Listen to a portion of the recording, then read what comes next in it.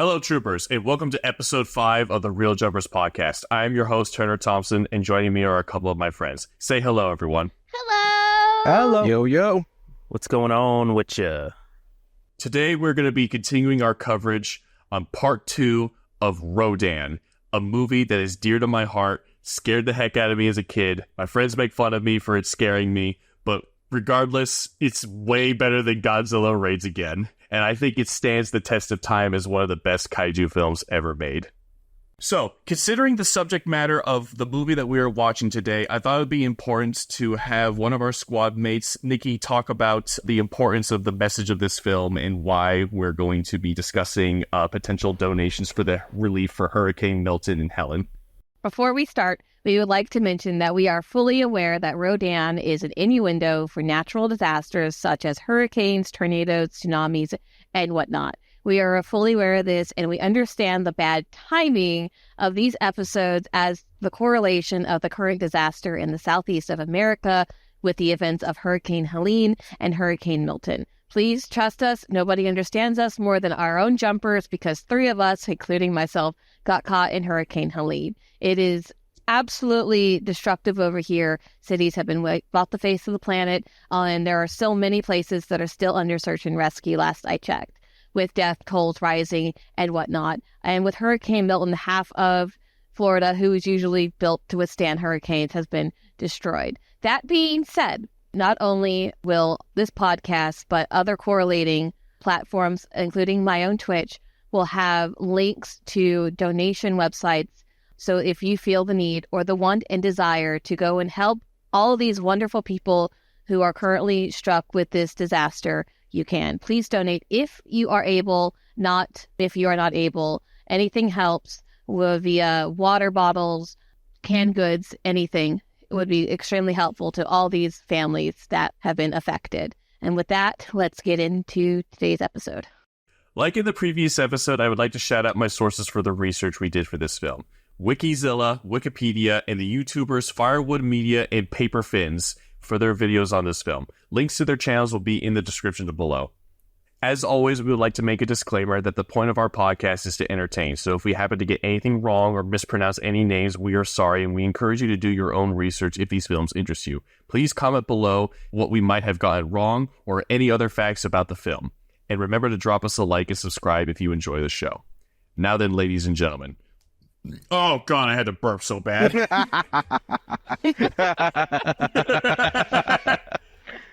Editor, maybe add that as a blooper. No, editor, keep it in as a blooper. Keep it in general. That's just beautiful. Anyway. Don't listen to us. Actually, listen to Terner. Now then, ladies and gentlemen, gear up. We're jumping feet first into the heart of sci-fi. This is Real Jumpers. Now let's drop.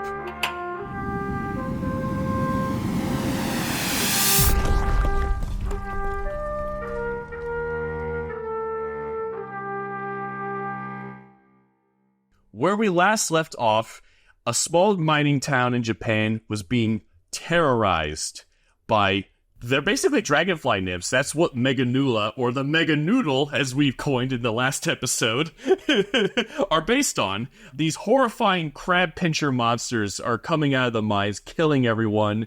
And unfortunately, things just get worse for this town, because it turns out not only are there giant dragonfly nymphs, but now there's a giant pterodactyl that's just killing everyone. While we were doing the last recording, because I was trying to figure out how they did the sound for the Meganula, which couldn't find, by the way, I figured out something interesting about it is that they wanted to emulate cicadas.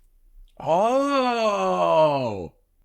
I mean, it doesn't sound like a cicada, but, like, I totally get it. With the design and everything, they wanted to emulate cicadas, which if anybody has ever gone to the South, Yeah. If anybody ever comes down to the South during springtime, you can hear the cicadas, and it's like an ambiance in the background and everything. And it almost has the same effect that a grasshopper has, which if it's like one, it's annoying as hell. But if there's like many, it's like a lullaby. But it is to a lot of people, it is a very annoying sound. They need to put an intimaphobia warning on this movie. But I thought that was very interesting, and because you didn't say anything about it in the last episode, I didn't think you knew. So I was like, I want to interject that here. I had no idea. Mm-hmm. If you go to if you look up Meganulon on the Godzillapedia, it's in there. Really? That's awesome. Because that's where the link took me. So anyway, after the world discovers that there's something way more dangerous out there, taking out cargo ships, taking out cargo planes, taking out air fighter jets. A full iron diet. Yeah. The Dr. Kashiwagi is like, goes straight into a load of bogus science on trying to figure out what this thing is. It comes to the conclusion that it is a prehistoric monster called Rodan, which leads us right back into where we left off in the last episode. Where we last left off, Dr. Kashiwagi was going through a ton of science, and there is a meeting with the higher-ups of, I don't know, it could be the Japanese government. I think it's still in their town, but the doctor suggests that they send out a helicopter to go through. Oh, I remember now. So he was talking about how the creature was sighted here, and we know that the volcano is here and that the mine is here, so we think this area is where we might find it. Go check it out with a helicopter. Such a smart decision, all right? This thing's, taking down planes and boats and everything. Let's go and, research this in an objectively at the current moment flying death trap. Yes. Smart. It's big brain moment. Just like Steve Martin when he boarded the boat to go to Odo Island, man. It's like, it's such a stupid idea. So the doctor and Shigeru, which I don't know why they found it necessary that they had to be there, get a ride in a helicopter to go look for the nest of Rodan. And they actually find him. He's just hiding in a little crevice at the in the earth. Yeah, man, he's just chilling. Just chilling. I mean, before they found them, they also found human bones, and it's like, look, a slipper. I'm like, how the hell do you see a high heel shoe from where you also with how big Rodan is supposed to be? Like that's not a little divot in the earth. That's a freaking cavern. Immediately, and I mean immediately is like, yo, we found him. It's like, got it. Scramble the jets. Not even a moment's hesitation. They learned this is definitely a post-Godzilla universe. They knew. They knew. You cannot convince me the other way around that this isn't a world that wasn't invaded by Godzilla. Because look at how fast the military responded, how much they decided to send with them, and how fast they moved, and how organized they were with all of this. Look in the past two movies. They were disorganized because this is a new thing. I wouldn't say Gojira was disorganized.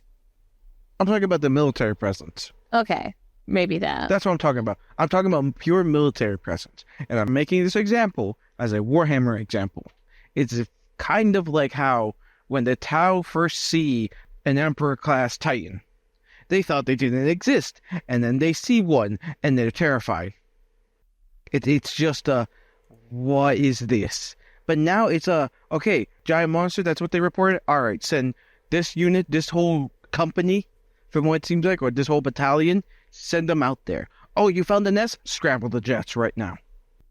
And to further add to that point that this is probably a post-Godzilla world, I noticed that they're employing the exact same strategy on how they defeated Godzilla in the last movie. They literally attempt to bury them. They don't even try aiming at Rodan in the crevice. They aim at everything around him to try and bury them alive. They didn't even come up with a plan to do that. That was just like, hey, let's do this. Oh my god, you're right. Yeah, they didn't even say the plan. They just so we all know the anti-kaiju plan, right? Yep, exactly. All right, we don't even need to say it. Let's go. Shoot it until it dies. Bury it. Just let's bury it. I'm just not going to try anything else. Nope. We're just going to bury it. What are your grounds for this? I heard it helped these guys over in this city over here, so let's try it. Well, they had ice. Yeah, we have rocks. We got better rocks. In our friend group, we had a legendary argument about whether ice is a rock. Long story short, ice is a rock as long as man didn't make it. And, of course, anyone in the comments can tell me I'm wrong, but I know I'm right. So this is the part where my inner visual effects artist comes shining through. So there are many shots where the planes and jets that go sent in to go attack Rodan while it's still nesting, clearly rear projection, like we mentioned back in the last episode, which is the technique where you literally project something onto a screen behind the actors and they act to it. However, there are a few shots where it's clearly not, like, something is keying them out, which, if anyone has ever seen a green screen, keying is the term that compositors use when they are referring to pick a color and remove that color to make a matte, which allows them to splice in live action with something else. I can see the matte edges that are like flickering in and out on a couple shots with these jets, and I tried really hard to find out if they had access to that kind of technology, and I couldn't come up with it. So during my research, I looked into it. So there is blue screen, there's green screen. In a very rare instance in Predator, they used reverse red screen, which is how they did the Predator's invisible effect. There was a suit of the Predator that was red because red is the opposite of green on the color spectrum. So that's how they made the invisible Predator effect, was they keyed out the red Predator suit in the jungle. And there's also the sodium vapor process, which is something that Disney did for Mary Poppins. That's how they were able to get live action characters in animated worlds, was through something. It's basically a chemical process with film where they shoot the actors on a yellow screen, and the way that the film reacts to the color yellow made it so that you can wear any color on your outfit except that very specific yellow, which is rare anyway. So it was more liberating than green screen at the time. Long story short, there's a couple shots in this movie that I'm like, did they use a green screen, and how could they have done it with the technology they had at the time? So I'm going to look into that further, but I couldn't find a good answer for it. So the Air Force tries to bury Rodan, and as this is happening, the officials, so like the police chief, dude, this police chief is like on top of things in this town, man. I've noticed, like, this guy is everywhere. He's like, something's going down, I gotta be there. So him, the doctor, and like a whole bunch of other military police, and I think there was even a few miners there. Everyone gets involved in this movie. It's insane. So they go there in the jeeps. They witness a Rodan emerge from the ground. And it's unclear, but to me, I think it literally dug itself out. I believe it. That's what it seems like. And they're all like, oh my god, look at the size of that damn thing! And it flies off and leaves immediately. And then, so this is the part where it's kind of different in the Japanese cut. In the Japanese cut, they hide this reveal for a lot longer. In the American cut, they reverse the footage and reframe it and show a second Rodan emerging from the ground. And they exclaim, it has a mate! How do they know it's a mate? They could, I don't know, twins? Two bros chilling in a volcano. Could be the offspring, since the thing's apparently pooping out full-size versions of itself. Now, I'd like to ask a question, okay? Mm-hmm. All right. They claim it has a mate, and I'm not going to sit here. They could be gay, whatever. I don't care. How they're concerned because they could create more Rodans, right? Yeah. How are they certain the biology matches up? How do we know that they weren't two male Rodans? Exactly, they don't. Or two female Rodans? I just automatically, they automatically assumed their genders, which, for shame. Two, automatically assumed their sexual orientation. And three, there's a third. Automatically assumed that they were into one another as well. That's ship shaming. Oh my god. I forgot to mention this earlier in one of my notes, that the sound design so far in this movie is pretty okay. It's pretty good. Pretty good in certain cases, minus the mega noodles. But then we get to where the human jets launch, and my god, my years. They did God, not yeah. know. They decide to. It feels like, honest, 100%. They cranked the volume from 5 to 5 million when it comes to the jets taking off. At first, you see it when they're going after that first pilot going after Rodan, who sees it trying to follow it. That happens, and then later when the jets are flying around trying to bury Rodan again, it's so loud, and it's just like, oh God, turn it down, please. Yeah, unfortunately, the audio mixing in this movie is not the best. I think what they were going for, if I had to completely pull this out of nowhere, what they were going for was that this is intended to be shown in a theater, because it turns out the audio mixing for a movie in a theater is sometimes different than a home release, because it's intended for, like, for example, the 2014 Godzilla, that famous scene where Godzilla roars when he turns around is way louder for the theatrical release. Regardless, yeah, the audio mixing in this movie sucks, but we're gonna... Then suddenly, a second one burrows up to the surface, and they all exclaim that the monster has a mate. And as they retreat, a jeep gets folded like an omelet by the tailstream the second one creates as it flies over. The jets in the area are like, well, we have to pick one, so they just go after that guy. This is the part of the movie where I really want to praise their creativity. Could you imagine, with the technology that they had at the time, you were tasked to make an aerial battle between a kaiju and jets? I would take a pterodactyl toy that my son had and his plane toy, put them on strings, and just kind of bang them against one another a couple of times. That's what my brain just came up with. Yeah, that wouldn't cut it, man. Like the level of ingenuity, creativity, and problem solving that had to be present to cobble this together is quite impressive. There's shots that are clearly rear projection. There's shots that are actual jets that Toho probably snuck onto a base and stole images of before the JSDF told them to leave.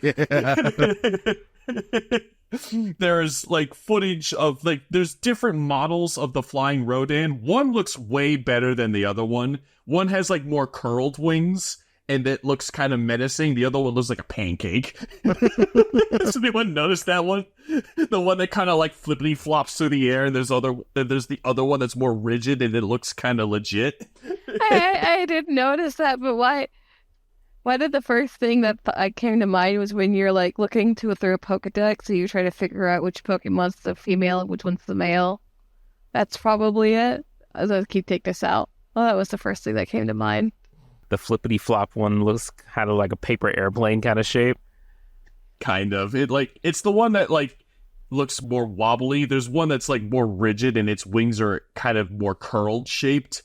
And that one just looks more menacing than the other one. It's like they decided last minute, oh yeah, let's add another Rodan to the movie. Missed the memo on that. Give me 30 minutes. What could be worse than a giant monster? Oh, I know. A pancake? 2 giant monsters. A pancake. A pancake. Rodan can also kill jets just by its menacing presence alone. He doesn't even need to touch them. Do you remember those shots where he will just fly what looks like a school bus's length above the jet and it just gives up and crumbles? Yeah. And there's a lot of shots in here of just the jet stream that Rodan is giving off. Oh yeah, because I like that. It really implies that this thing can fly ridiculously fast. Because it can move supersonic. And there was also a part that we didn't cover that would have been in the first part where it literally destroyed a few villages just with its supersonic boom alone. So, First Squadron is nearly destroyed down to its last pilot as they duel this monster in the air. And much like most monsters, conventional weaponry is completely useless against them. So, the pilots are dumbfounded by this. They're like, oh my god, it can swim. It swims now? It swims now. At level 10, you get a swim speed the same as your movement speed. And after it took off from the water, it promptly just swept over that bridge and took it down. So, the interesting thing about this, Rodan is quadphibious. So, amphibious means it can live in both land and water. Rodan can live on the land, underground, it can dig, swim, and fly. It is quadphibious. Is that a real word? Maybe. Wait, hold on. Okay, it can fly, it can swim, it can live underground, which assumes that it can dig. Yeah. That's 3. Yeah, but it could also live on land, which is what part of amphibious is. Okay, thank you. If I'm wrong, then I'm wrong, but I like the idea that he's quadphibious, dude. You literally can't escape him. He can go anywhere he wants. Oh my god. Oh my god, he's like Chuck Norris, man. He can swim on land. Swim on land, run on water. Makes coal into diamonds. That's why he was in the coal mines. Okay. So the jet fighters are just completely baffled by this before it reemerges and flies around, circling back and takes the bridge out with just its jet stream alone. Like, and it's a really cool effect. I love, like, probably what happened was they had the guy fly over it, and then they had a wire in the center of the bridge, and they just had some dude yank on it as hard as he could. Yeah, because you can see the point where they pulled down the bridge. Exactly, yeah. Rodan then lands in the city, and we get to see some classic tokusatsu work, which is vastly improved from both Gojira and Godzilla Raids Again, as the need for color demanded more detail and less shortcuts could be taken, because essentially they could no longer rely on the fact that, it's black and white. Look, you can put anything there and it looks like it fits. Now they had to put some real effort into making their miniature sets look as realistic as possible. They also could no longer really use double exposures, because as you all notice, probably from watching this movie, they don't superimpose explosions on the monsters anymore. Everything that's happening is in film. All the like little rockets and stuff and explosions, they're not like in Raids Again where they were superimposed. They're like literally there. Because double exposures don't look very well in color. It looks pretty fake. And you probably heard me use a word that you've never heard before called tokusatsu. Tokusatsu is a Japanese word that literally means special effects.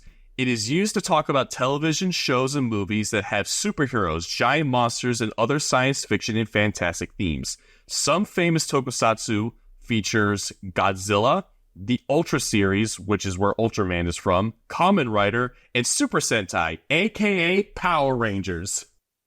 Yeah, I fucking love Power Rangers. Like, full on growing up, giant monsters wasn't the thing I delved into first. It was Power Rangers, specifically 3 series. It was Power Rangers Ninja Storm, SPD, and Dino Thunder. Oh, Dino Thunder is awesome. I love those 3, all of them. And funny enough, a lot of things take inspiration from some of the series, like the Ultra series, like for Ultraman. There's a series I'm currently watching that seems similarly. It takes inspiration from Ultraman. I think it was SSS Gridman, which I recommend. Watching it bit by bit, it's actually pretty good. I recommend it. As Rodan makes touchdown in the city, I love how Rodan mostly does this. He just kind of stands in one spot and is like, come at me, bro. And thus the military obliges, sending tanks, missile platforms. They all converge in the center on Rodan. And the beast unleashes mighty winds from his wings. And we can see some intense miniature work versus an industrial studio fan. Oh, wow. For a moment, I deemed this worthy of putting it in my notes. Apparently, Rodan uses Anguirus' roar for a few shots, and I'm like, huh? All right. Yeah, just is this like everything falls to Rodan's bad breath. Oh yeah, there's also there's a power that Rodan uses in this movie that he never uses ever again in any other iteration of him. Rodan uses a wind breath that Toho claims was an ability that the monster gained after the hydrogen bomb, which I'm still not convinced that a hydrogen bomb woke this thing up. Okay. Whatever. So he just starts burping and just like destroys stuff around him with a beam of wind or whatever. But then it's like for only a few shots, and then he doesn't do it again. Because he doesn't get his actual laser until the next like generation. Yeah, exactly. That's when he becomes Fire Rodan. Wait, Rodan gets a laser? Yes, that's later in the series, but long story short, there's a version of Rodan called Fire Rodan, and it's the first time that Rodan has the ability to kind of match Godzilla's atomic breath. What? That sounds sick. You're going to be really disappointed because Heisei era really ups the bar for special effects. They didn't put that same effort in Rodan. Oh. It sucks. Like, it's not even a suit actor. It's just a prop. It's really lame. Oh. Speaking of suit actors, I don't know if y'all know, but the same suit actor from Godzilla is wearing the Rodan suit. Oh, really? Oh. I think I had. That's awesome. That guy's getting some good work. I do know this other about the suit. There are wires attached to both of the wings whenever he's on the ground because they're just way too heavy for some dude to keep his arms out. Yeah. As the rampage continues, by the way, there's been like military officials watching the whole thing from this building before Rodan fires its wind breath at it and exposes them to the elements. They're forced to take cover. It is then... So, let me paint this picture for you. For like the past 2 minutes, this one Rodan has destroyed an ungodly amount of like property damage just by flapping his wings, and the tanks can't do jack shit to him. They're firing everything at him, and he's just kind of standing there like, woo, let's go! They're just flapping his wings. It looks so goofy doing it. He does look kind of goofy doing it. And like, there's even a part where he hops over to a building and just decimates it for no good reason. There's also this really impressive shot where he smashes his foot down into this giant canopy of metal and steel, and it's like, oh, it's one of those few shots that really sells the scale of how big Rodan is supposed to be. So anyway, all this is going down. The military can't do a thing to him. He's destroying everything within like a 2-mile radius of where he's standing. And then the second Rodan shows up to really rub it in. If you thought the devastation from the first one was bad enough, the moment the second one comes in, is literally the thing, it's literally multiplied by 2. Everything that the first one missed, the second one makes sure to double back and decimate further. And the thing I want to point out, this is the part in the Japanese version where they reveal there's a second one, which I that kind of impact must be insane. Like, oh my god, this entire city has been destroyed! What do we get? No. You stop the first meteor. Now, how do you think you're going to stop the second? The second one. Don't they get a call from like the guys in the planes as the second one is arriving? I think they do. It's like, oh my god.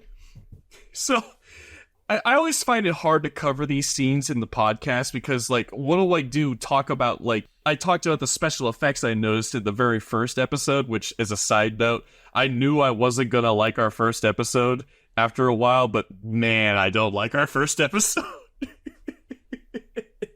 The audio is just not great, but regardless, No. You don't even have to apologize. It's the thing of where what I've seen is that when they do the big destruction scenes in the past 2 movies, and even here, they linger on it for a lot longer than you like it to be. Not in an uncomfortable kind of sense. This is more of a, okay, we get it.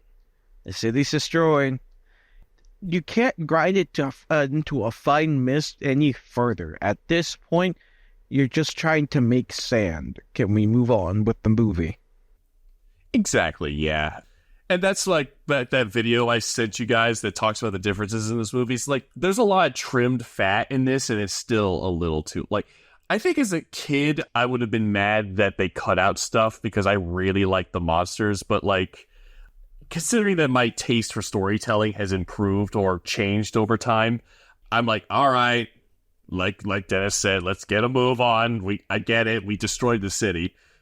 Anyway, so basically, after a while, the loving couple leaves satisfied knowing that mankind got the message of who's now the top of the food chain. And who's king of the skies, like Jesus. The king of everywhere. Remember, they're quadphibious, man. It doesn't matter where you go. Land, sea, air, land, sky, or seas. It doesn't matter. You owe me $20. There is no escape. I love this part, too. So, the officials that are in this city are having a meeting in their destroyed room. You can literally see the hole in the wall where they're talking about, like, what do we do now? They didn't even bother leaving to go to another room. They just, like, well, we still have the room for, like, 5 more minutes, for, like, 10 more minutes. Let's go ahead and have our meeting here. Dude, every room looks like that. Gotta make sure they get that paycheck, man. They're clocked in. They can't go home for the day. They're clocked. So after they make this comment that if they don't do anything, mankind is doomed, they do eventually move to a nicer meeting room. It looks like they go back to the mining village where they meet Dr. Kasawagi again, and he says that these creatures are reptiles, a member of the snake family, and it made my science-literate blood boil just a little bit hearing that statement. Anytime, because we watched this movie, 5 times before this podcast. Anytime that sentence got stated, you would groan so loudly and pause the movie just to collect yourself. God. Just hearing him say this thing is part of the snake family just sounds wrong. Really? A snake family? I mean, it's a giant, pterodactyl bird thing. Bird family makes more sense. But then didn't we find... Okay, you like dinosaurs, right? Yes. Didn't we find out recently that the pteranodons are not related to birds? So... quick little science lesson. All dinosaurs come from a big supergroup called archosaurs. Crocodiles are a part of this group too. And pteranodons are also an archosaur, but they are not dinosaurs. Dinosaurs are their own group, like sauropods, whatever ankylosaurs are, triceratops, and all theropods, which theropods are pretty much all meat eaters. I think... if you go through, there are a few herbivorous theropods, but predominantly they're, T-Rex and stuff. Pterodactyls or pteranodons, excuse me, never are related to birds. Yeah, there's your little science meeting. So that being said, the chicken isn't a relative to the T-Rex, right? No, because the lineage of the T-Rex died off. The chicken is related to a common small theropod dinosaur that was already bird-like. So essentially, T-Rex is so specialized, there's nowhere for it to go. So when the ecosystem collapsed, its lineage did not go on. So it's a dead end evolutionary. It didn't go anywhere. Something that was small, tiny, and able to adapt to a changing environment is eventually what led to chickens, if that makes any sense. Don't listen to him, man. He's just on the government side.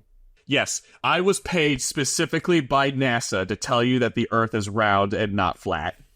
But it is round! I knew it! To wrap this whole part up, what the doctor said is basically the equivalent of, these cats are mammals, a member of the dog family. But no, okay. I got you now. I got you completely. Oh, that's so irritating. That's extremely irritating. How do you listen to something like this and be able to sleep at night and not just scream from the rooftops, "You're wrong and you're an idiot"? Again, I want to emphasize, because I mentioned this in the first episode, but this might be the first episode for some people. I am not a scientist. I don't claim to ever be a scientist. In an alternate timeline, I might have become a biologist, but in general, I love science. I'm very science literate. I can hold a conversation with just about anyone about a scientific topic or at least I'm willing to learn. Also, because I like cryptids and I want them to be real, I'm like super hypercritical about everything I ever learn about them to be like, no, that's BS.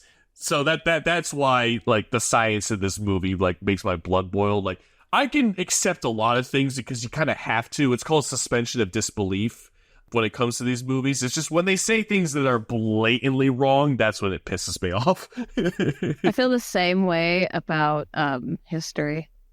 So anyway, after Dr. Kasawagi is a terrible scientist, At least he sat down and actually did research, and unlike the other scientists in the other movies.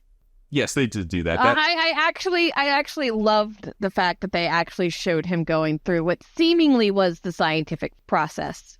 What was it called? The scientific method. He's seemingly going through the scientific method before giving us all this bullshit science. But does that make it better or worse? That's a good question.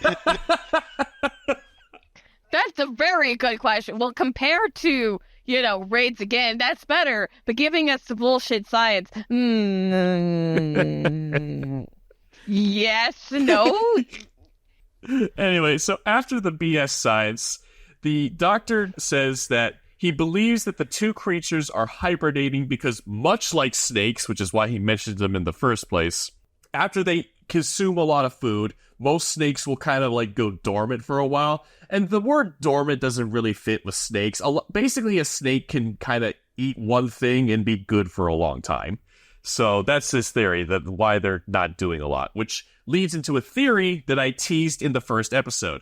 I have a theory that the reason why the Rodans are so aggressive and attack anything they see in this movie is because they are waking up to an ecosystem foreign to them.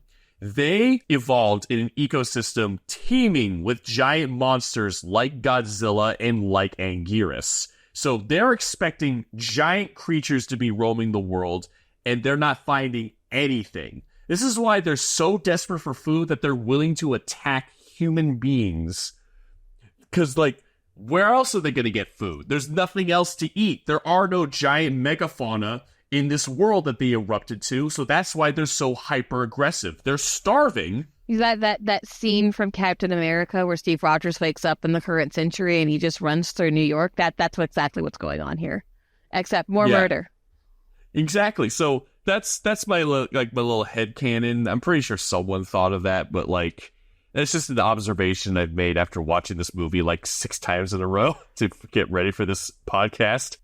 But like, imagine if you were in that situation of where you effectively go to sleep for eons and then wake up to a completely whole new environment, and everything that you used to know is now fully gone. Like, no more. They're starting to think that we are literally the last ones. Anywhere. That's assuming that they're intelligent enough to think like that.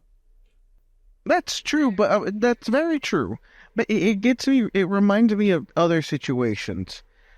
There's an example I kind of want to make, but it goes into a longer debate, a longer thing about my personal love with the Mass Effect trilogy, about a specific character on there, but that's a whole different talk for another different day.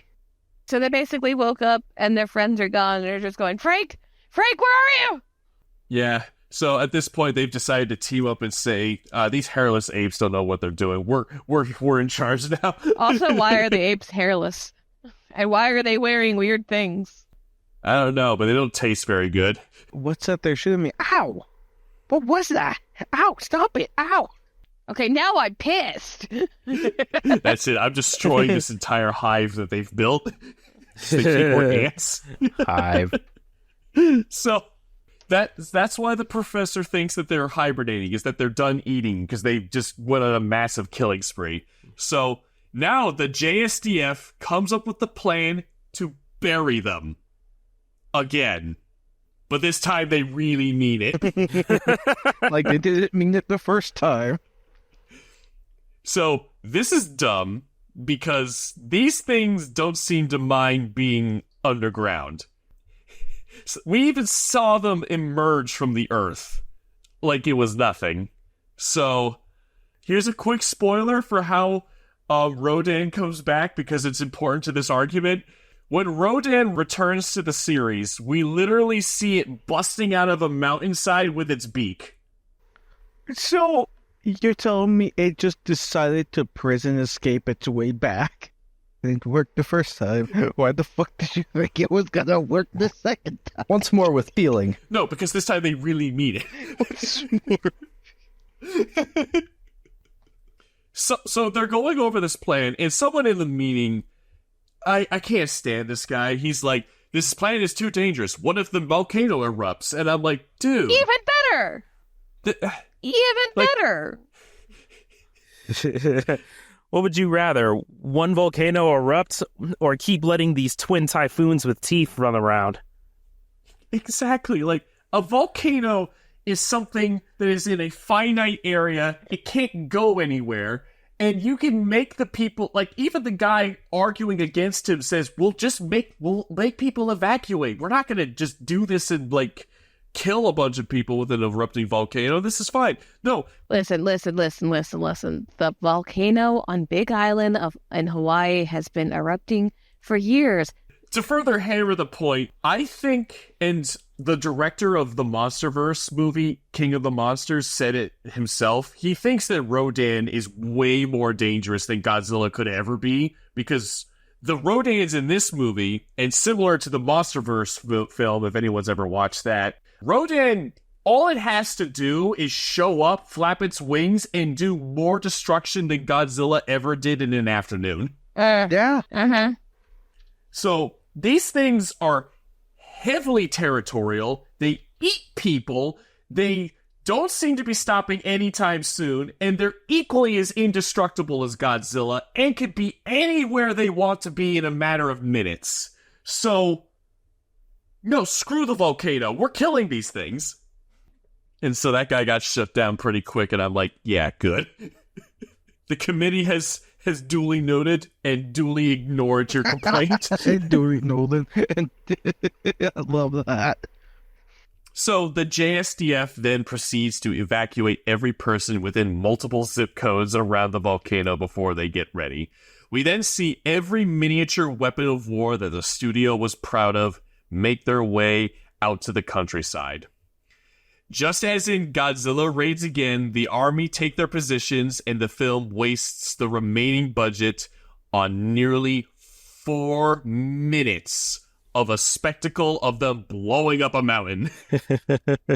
Like I was watching that for like 10 minutes. The same sound bite, the same explosion like effect.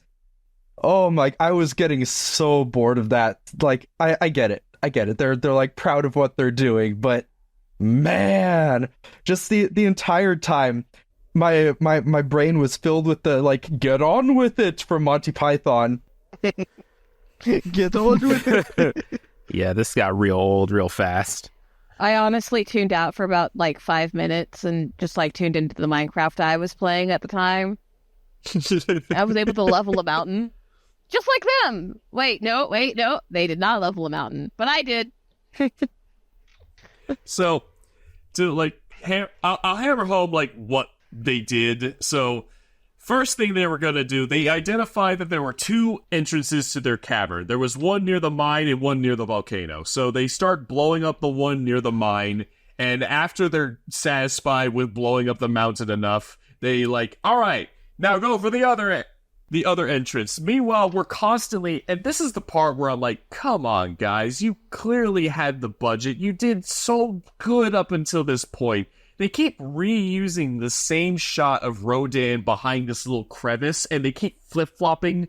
They like flip the footage to try and make it seem like it's the other Rodan on the other side of the cavern, and it looks really cheap. And I'm like, come on, guys, you did so well before. Why did you doing it? It was a struggle to watch, honestly. It was a struggle to watch. So they're all satisfied that they have successfully buried the monster. And newsflash, the things that live underground, were born underground, and emerged from the ground, have no issue digging themselves out. Who could have seen this coming? Oh my god. And so And then the stupidity of man gets a massive bailout from the writer, and through a deus ex machina, the volcano erupts and catches one of the Rodans in its tremendous heat and gases, causing it to plummet down to the river of lava. The second Rodan then sees this and flies down to its mate and refuses to leave it because apparently it decided that living without its lover is a pointless life and dies alongside it in the river of lava. I know what I said earlier about the assumptions, but screw the to be engaged romance at the beginning of the damn movie. This was the romance we needed. I hated this ending. So it felt like such a cheap cop-out just to get both Rodans off the table. It did. It really did. You know, if it were me, I'd probably go, fuck you, you killed him, you bastards. And I probably would have blown up the earth if I had that ability to. So, one note I have about this is that, okay, let's take the Marvel Cinematic Universe, for example. Remember how Iron Man's suit was such a big, impressive thing? Mm-hmm. And how, as the movies kept going, like, they kept coming up with, like, not even just in Iron Man, but, like, in other movies, they kept coming up with, like, this new, I'm gonna steal this from Avatar, unobtainium is the best damn thing ever. Oh my god, yeah. Unobtainium. Or in Gundam, Gundanium. That's literally an ore that they used Shut up. No, it isn't. in literal Gundam wing. The Gundam Epion is made out of Gundanium. I shit you not. Well, is that what Godzilla's skin is made out of? Godzillium? Let me see if I understand what you're saying, Terner. Okay, we learned from in the MCU, at least on the Iron Man side of things, okay, reactor core, so he could do Iron Man and everything. Cool. First villain was able to create his own Iron Man suit from that knowledge. Second movie comes around, he creates a new element to better it, but because the technology exists and the understanding of the technology, this guy in prison, he was in prison. No, he wasn't in prison. He was in prison, then he got out of prison. Oh, whatever. Was able to create weapons of a similar design. Kind of. Like, what I'm trying to get at is that Iron Man's suit doesn't feel special anymore, and the way that they handle the oxygen destroyer in the Godzilla series is that it's always important. Like, they don't come up with, like, I've developed a new ray that can destroy the Rodans. It's called the Noxium Ray, and it turns them into Noxium particles, which destroys their atomic matter and allows them to be destroyed. No, none of that BS. So, while, Steve, I fully agree with you that they totally got, like, bailed out, and it's a real cop-out to kill them with the volcano, I do appreciate that they don't come up with some bullshit thing that makes the oxygen destroyer seem pointless. No, I gotcha. I do like that, but I think because that's like the part of the magic that I felt was lost with a lot of the superhero movies. It was, you know, there's Iron Man, but then the villain is also a type of Iron Man. And then you go to Hulk, like, oh, there's the Hulk, but then the villain's also someone affected with the same situation, or they wanted to recreate it or whatever. And it just kind of feels like it loses the magic. Exactly, yeah. So also with the fact that, well, you're right, more Iron Man suits got made, it's like, okay, this is kind of less impressive. But because this thing does not exist anymore and the person who created does not exist anymore, anytime this thing happens, they're relatively screwed. Which makes you wonder, why, if this is the third time this has happened in this universe, why haven't they went ahead and started to undergo procedures to stop this in the future? Okay? Like, we've seen this in wars and everything. If something comes as a threat, you know, usually armies and militaries are like, okay, we need to go ahead and make sure that this does not pose a threat in the future if it happens again. Why haven't they started doing that? if these things are created from freaking nukes, which are like humanity's most powerful like weapon in their arsenal, what more can really be done? Like, Why haven't they commissioned a scientist to start creating some, like, start researching and whatever to try and recreate the oxygen destroyer? Even if there is no research left, there's the literal, like, scientific method. And there's, like, you know, like, this is what it does. Let's start somewhere. Then it goes into the same process of, if this can be used to take out this giant behemoth, I can literally have the power to destroy everything in my path. I would be just as dangerous as that behemoth. But you understand what I'm saying. Yes. I understand what you're saying, and I will tell you this. Someone does try, not in the Showa era, but like when the timeline gets kind of reset, like, spoiler warning, pretty much every Godzilla movie considers at least the first one canon to itself. So, but someone eventually does bother to try and remake it.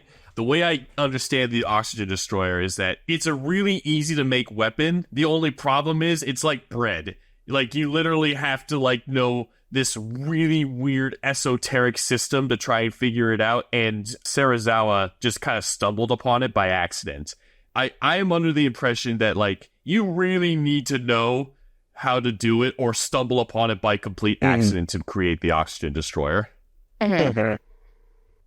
So, like, anyone trying to do it is like, how the actual F did he do it? It's like trying to make bread from scratch. Yeah, you know what? That's true. I think you gave the perfect example of who the hell decided to come up with combining these things and living bacteria and make it into bread. Yeah, it's just... So, anyway, as the Rodans lie there, dying in the river of lava, and it's quite horrifying. Like, one thing that is pretty interesting, you know how, like, the Rodan flies up into the sky one last time before falling down? Yeah. Like a paper airplane. That was a complete mistake. That was not supposed to happen. It looks like a mistake. So what they did cleverly is they did a little bit of sound design, and they made it sound like, with a little bit of a pitch change, they made it sound like it was doing a final death throes before it gives up and dies for real, which is, there's no way they were resetting that scene, like, honestly. As far as I can tell, the lava in this scene is, like, legit molten metal. At least I think it is. I don't know what it actually is, but it looks legit. That's real fire, so, like, I don't know. No way they're setting that back to 1. Yeah, exactly. There's no resetting that scene, so they decided to just use it anyway, and I think it looks pretty, like, they managed to salvage what happened there and make it, like, look convincing. As Shigeru looks on, he does this whole monologue talking about, like, we only prevail by the narrowest of margins. Like, you didn't prevail shit, man. You got lucky. You got extremely lucky. I think the volcano did most of the work. I think it did most of the work. I do. I think the volcano did most of the work for you. Yeah. I'm with Steve in the same camp of where I wasn't the biggest fan of the ending either. I'm like, come on. Really? You're going to go with this? All right, whatever. You lost me, but fine.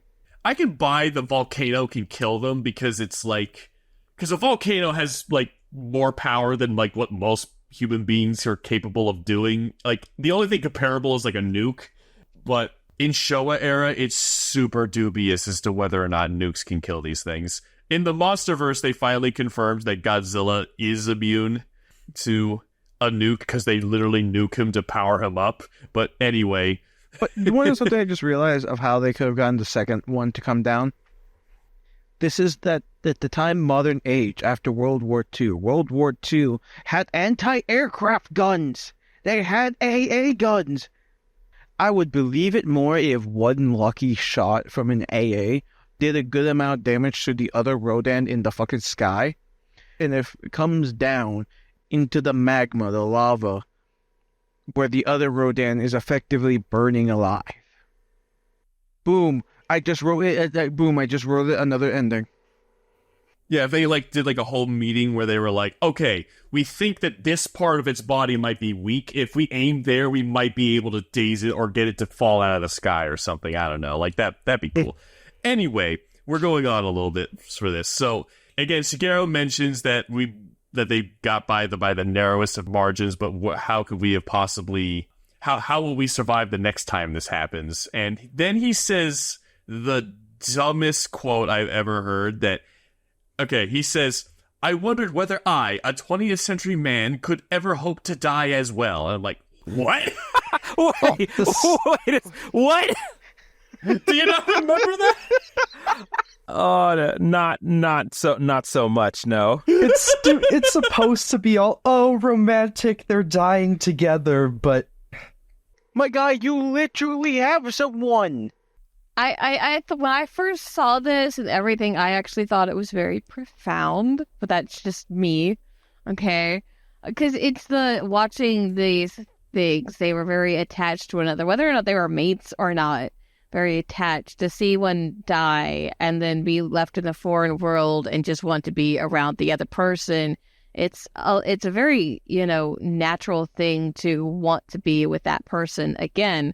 So a lot of people and a lot of things would hope for death.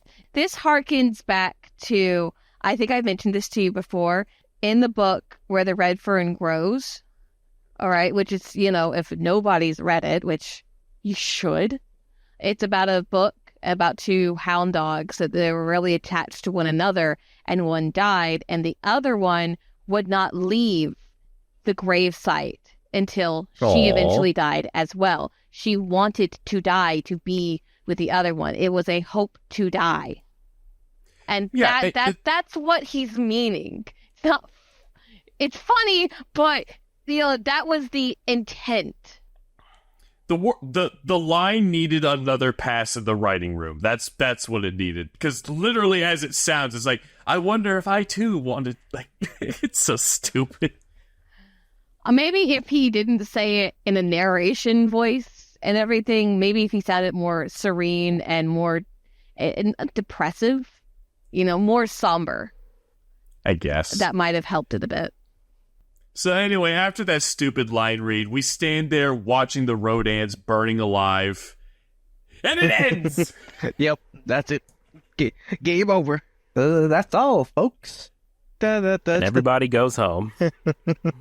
I love going back and listening to our episodes and listening to how Dom and Steve react every time the movie ends so abruptly. And then I will just sit there and remind people that is how movies work. And I miss that. I'm not the biggest fan at times of instantly it ends. Nikki, I understand it, and I agree with you that there are times and places that it could be done, but I'm also a fan of the falling action where they tie things up and explain the aftermath of the climax, because I'm curious, how does the world react now that they're dead? How do they get married? Is I don't know. I mean, I didn't really care about that plot, but you get what I'm saying. I understand. Oh yeah, there's no epilogue. You know what closure? The only closure I want out of this movie, have the fucking city apologize to Koro's sister of the outcast of outcasting her, and literally the wife trying to legitimately kill her. Everything else is fine, whatever, but we literally have someone attempting murder. You know what? I agree. I would have liked to see that. I'm like, you can't just brush past it like it's an everyday occurrence. Come on.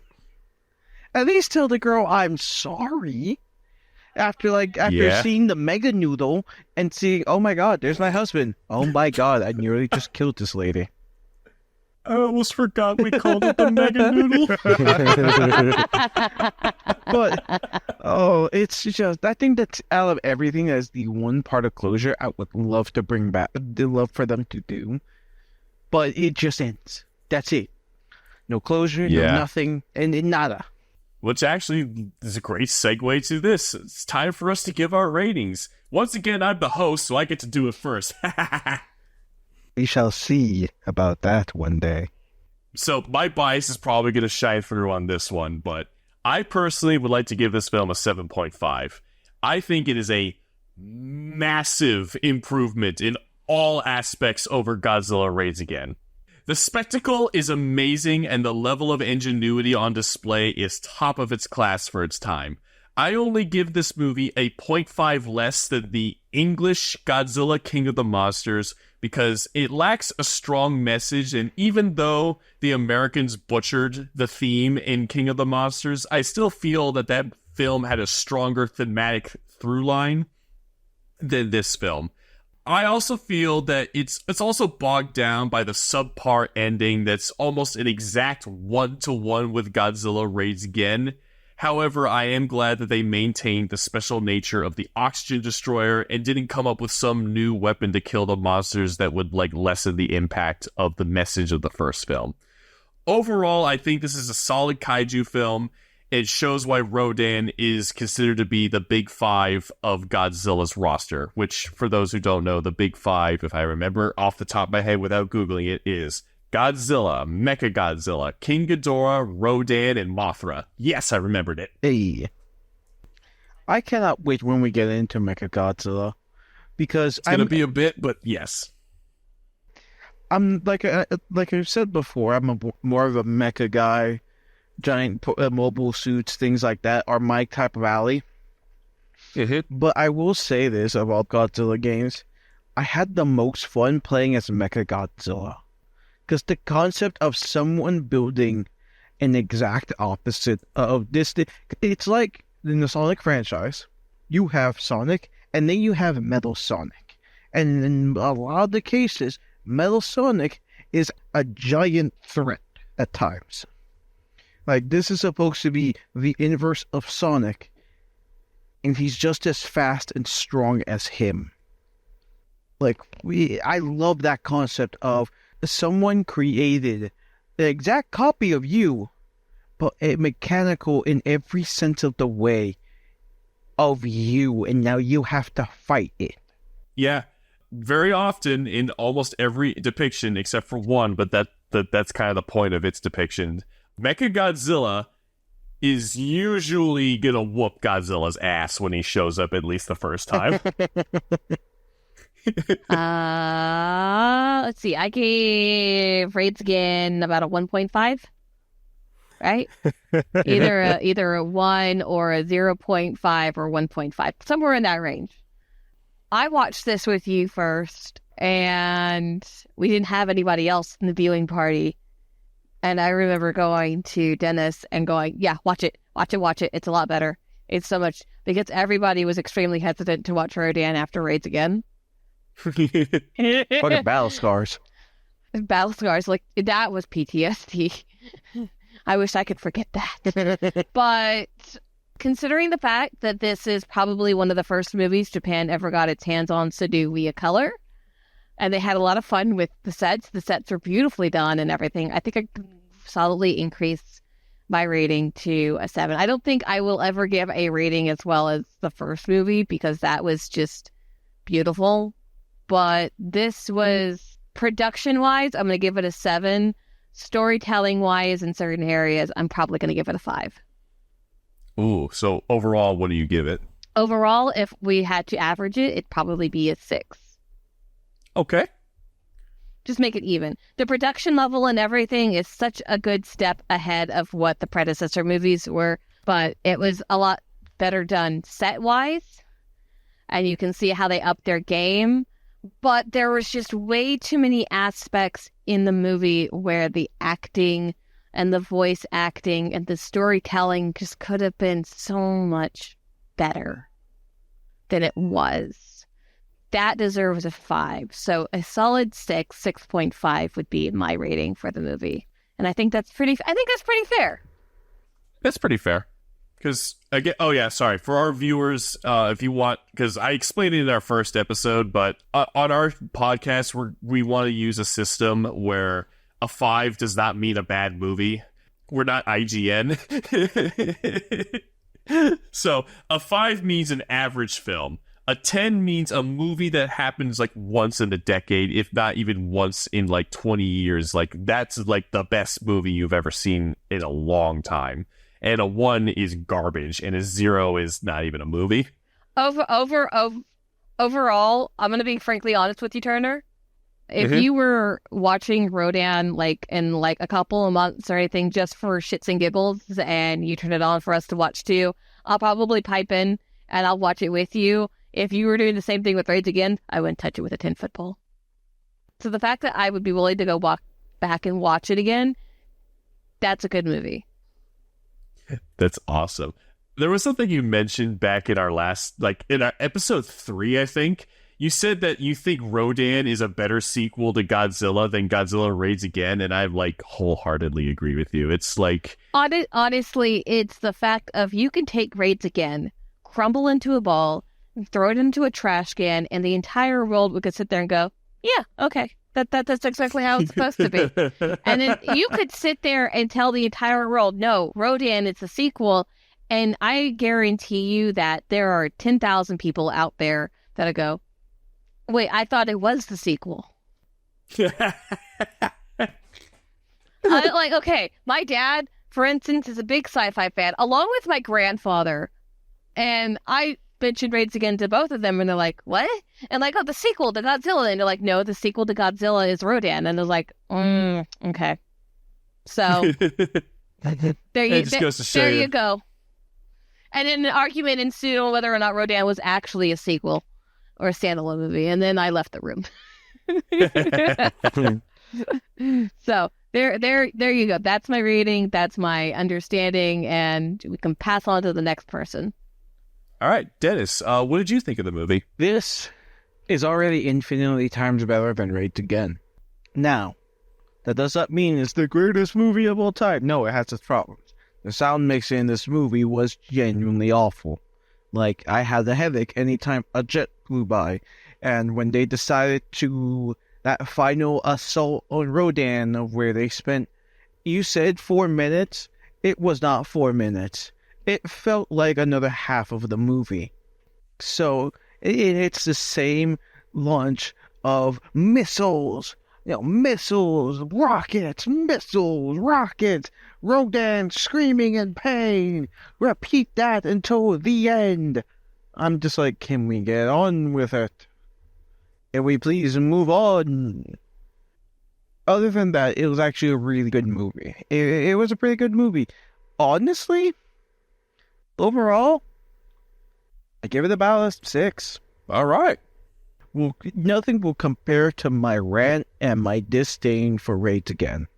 Nothing will compare to that full on, unless there's another one. And if there is another one, Turner, be prepared. I'll send you to orbit. I am so sad that I missed that rant. You didn't miss the rant. You can go back and watch it on Real Jumpers, on YouTube. Shameless plug in the on youtube.com/real on jumpers. youtube.com/real jumpers. All right, so I am also going to have a bit of a bias because Rodan is one of my favorite monsters. That being said, I think I'm going to give this movie a 6. All right. I did enjoy some of the genuine surprises in Rodan, being the Meganulon giant bug and and there being a second Rodan. I do agree with Dennis that some of the special effects they milked to the point of dragging on, especially when they were blowing up the volcano. Way too many explosions, way too many just clipping back and forth between the two Rodan puppets, looking out of that crevice. Exactly. I did enjoy the aerial scenes. I especially enjoyed that Rodan could just fly over a plane and it would just burst into sparks. He's got that presence, dude. He's got that Sigma grind set that scares other males. Oh my god. He has aura. No, I hate that.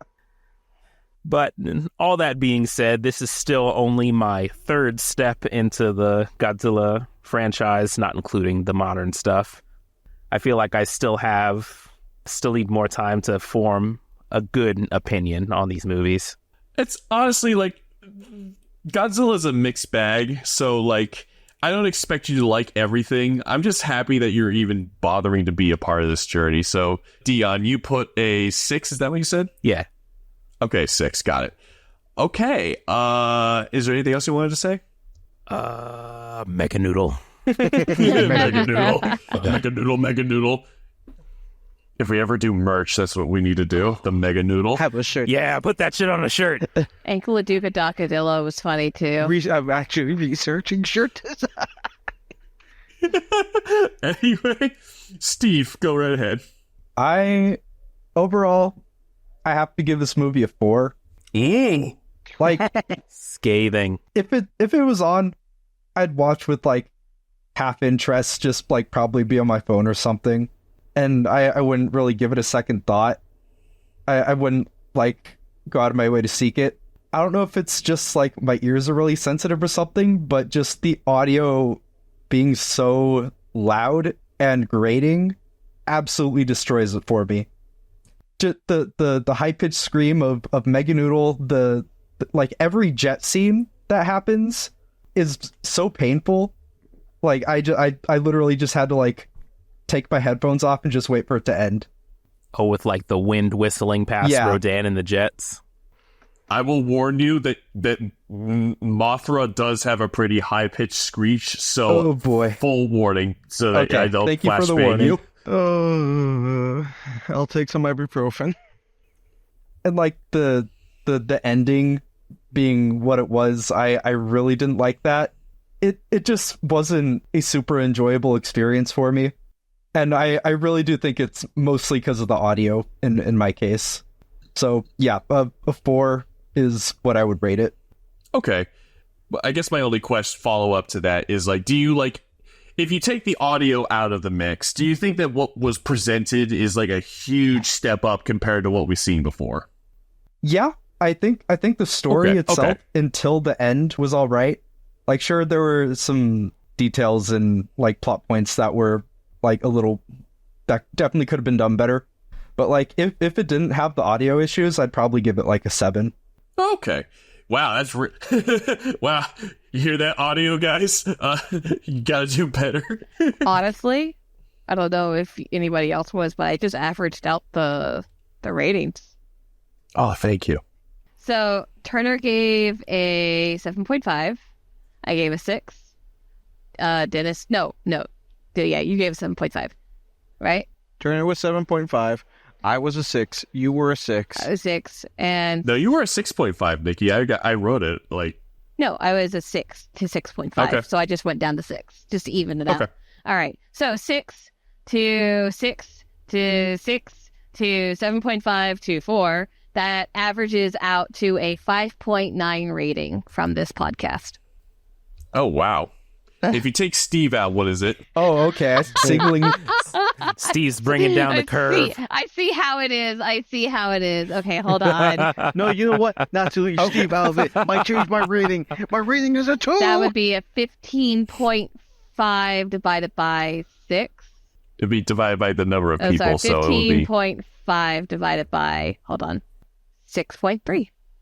7.5. If we eliminate the grading on a curve thing, we would have given it like a 6.5. However, it is like basically 5.5 because that's genuinely what we give it. However, like what Nikki suggested that I do later on, like when we get to the end of the show arrow, I would love to show a graph to everyone to see how our ratings differ over time. I will record the number for you. Well, they're also in my script, so we're good there. Okay, there you go. All right, I am going to go into the trivia, and this shouldn't take too long. In the first episode, I mentioned that this story was penned by novelist Ken Kunomori, or oh my god, I can't say his name. Kuranuma. Koranuma. I think that's how you say that. He was inspired by the death of Captain Thomas F. Mantell of the Kentucky Air National Guard, who blacked out when he crashed his Mustang while pursuing a UFO in 1948. So that's pretty interesting. That's why they call Rodan a UFO a lot in this movie, which is, I mean, technically true. It is an unidentified flying object. In some behind-the-scenes info, there is conflicting information as to whether or not the Meganulon had 3 or 2 actors inside it, but most say there were 3. Because it turned out it had 6 limbs. Some sources said that the guy in the back had to bend over and put his arms in the legs, and others say it was literally just 3 people conga lining to make that monster. Oh, even Centipede looking like... Originally, the Meganula featured in Rodan were based on termites, then followed up by mole crickets before Toho finally settled on dragonfly nymphs. Definitely the creepiest option. Yeah.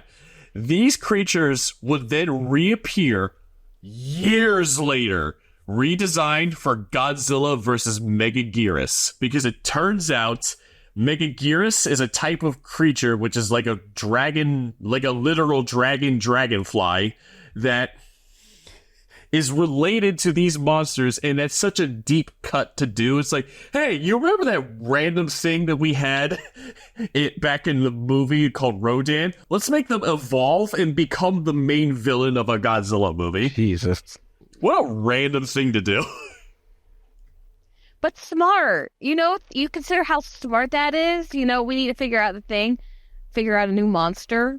That's a great way to build on the universe. So with that being said, you said it's like a pre-instative version of another type of monster, like a baby version. So just think about that real quick, that if Rodan hadn't have decided to snack on these things, we would have probably had a bigger problem on our hands later down, because there were thousands of those things.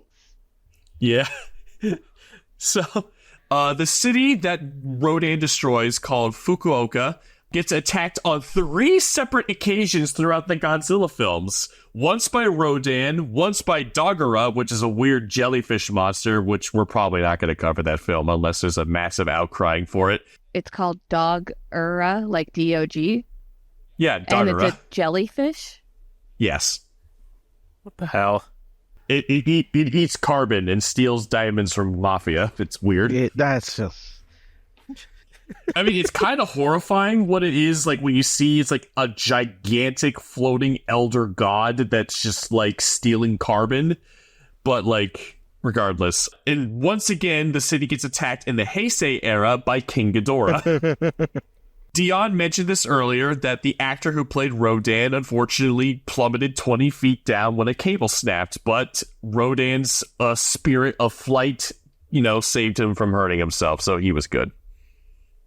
We mentioned this in the first episode of Rodan, but we also want to mention that Key Luke is the voice actor who voiced both Shigeru and Tsukiyoki in the 2 films that we watched so far, both Raids Again and Rodan. He has a huge film library that goes back to the 30s. He was also in Gremlins and Gremlins 2. And I saw his list. He was in so many things. I bet you if you go look up Key Luke, you'd be shocked at what he's in. He's also Chinese, so it's kind of funny that he's doing a Japanese accent. All right, here's a real a piece of information.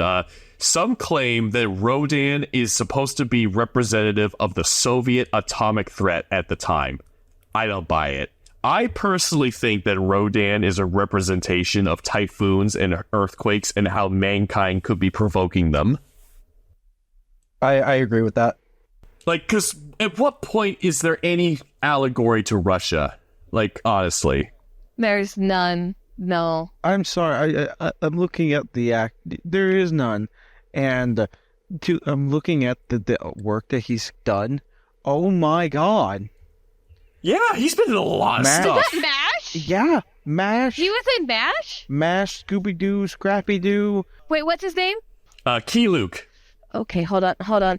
Sorry, I am such a MASH nerd. All right, while you do that, here's something I will say about the Russian thing. I think Godzilla Raids Again is a better metaphor for that, because here's something someone pointed out in a video I watched, and I have no idea which one it was.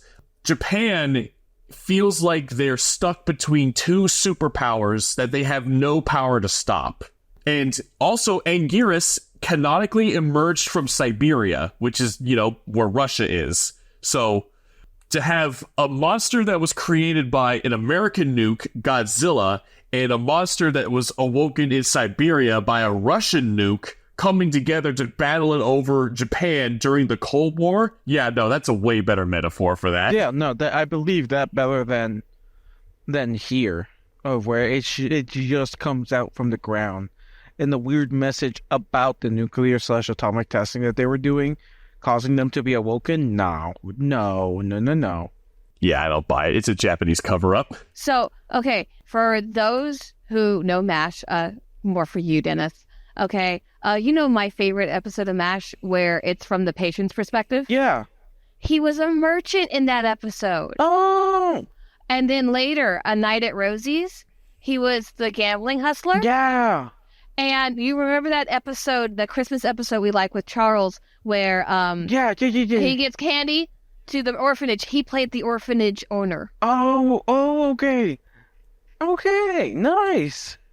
I'm so glad to have keyed you in onto something like that. That's awesome. And apparently, I like to mention this. This is the side tangent. Well, there's apparently, I didn't know this. There's a season 6 of a show called Trapper John, MD. Which that doesn't mean, that may not mean anything to you guys, but that means something to him back there, where he appeared in an episode, which I'm going to look into Trapper John MD as a MASH fan. All right, cool.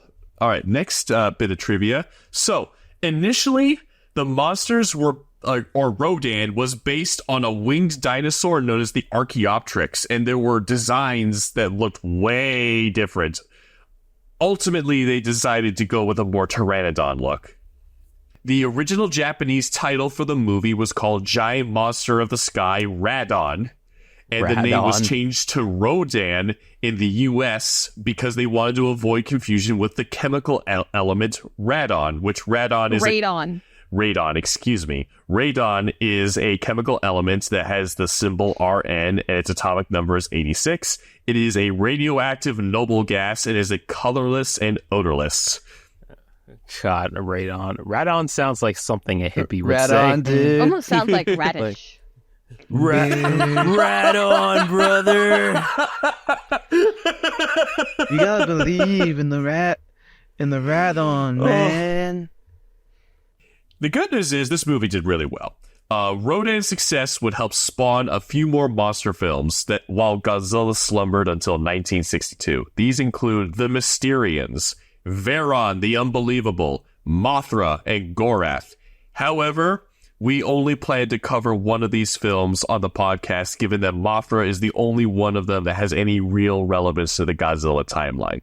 Unless we get several comments begging us to cover the others, Mothra is going to be the next one on our list before we go to the coveted Godzilla versus King Kong. Dion's happy. I can hear the joy and the evil laughter. Godzilla vs. Kong is a very goofy movie. That's kind of like the part where Godzilla's... The very goofy movie is a movie released by Disney in the early 2000s. Shut up, both of you. I'm sorry, Steve. I didn't mean to steal your thunder. All right. Does anyone have anything they want to say? Don't worry. Beware. The Gundams are coming. I shall wait in the dark, waiting for my chance to strike. Oh. The next movie we will be covering on Real Jumpers is Mothra from 1961, which is about a giant moth that emerges from a sacred egg to rescue 2 kidnapped fairy priestesses. It's a weird movie, and it was made for completely different reasons. Long story short, Mothra was made in an attempt to really capture the growing female audience in Japan. Okay. Interesting. Yep. I will judge this as a female. Harshly, then. Harshly. Very harshly. All right, that's all for now, troopers. We've analyzed the data, dissected the plot, and emerged victorious. Remember to like, comment, and subscribe to the podcast, and join us next time for another sci-fi deep dive. This is Real Jumpers, signing off. Bye. Bye. Beware of Meganoodles.